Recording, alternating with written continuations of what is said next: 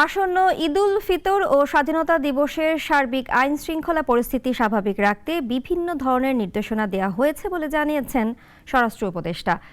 নারী ও শিশু ধর্ষণের বিরুদ্ধে সরকারের জিরো টলারেন্স অব্যাহত থাকবে বলে জানান তিনি। দুপুরে সচিবালয়ে আইন শৃঙ্খলা পরিস্থিতি সংক্রান্ত সভা শেষে এসব কথা বলেন তিনি।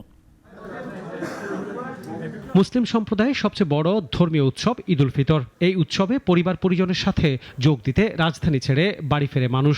এরই মধ্যে রাজধানী ছাড়তে শুরু করেছে নগরবাসী। মানুষের বাড়ি ফেরা নিরাপত্তা যেমন দরকার পড়ে, তেমনি রাজধানীতেও প্রয়োজন পড়ে বাড়তি নিরাপত্তার।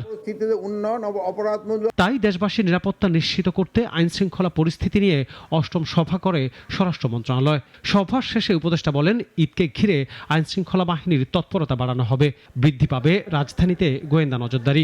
ঈদকে ঘিরে রাজধানীতে চেকপোস্ট বাড়ানো হবে বলেও জানান উপদেষ্টা। কথা বলেন আবাসিক হোটেলে নজরদারির বিষয়েও।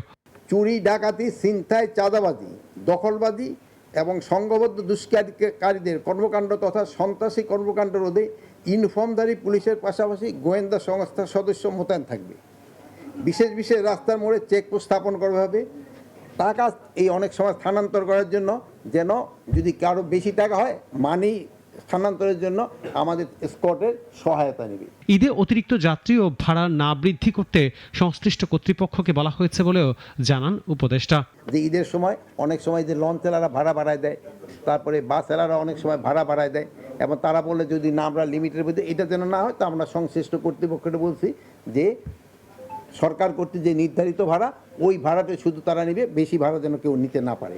নারী ও শিশু নির্যাতন নিয়ে সরকারের জিরো টলারেন্স, এ বিষয়ে সরকার কঠোর অবস্থানে আছে জানিয়ে উপদেষ্টা বলেন, ধর্ষণের মামলার বিচার দ্রুত করা হবে। ভালো থাকেন।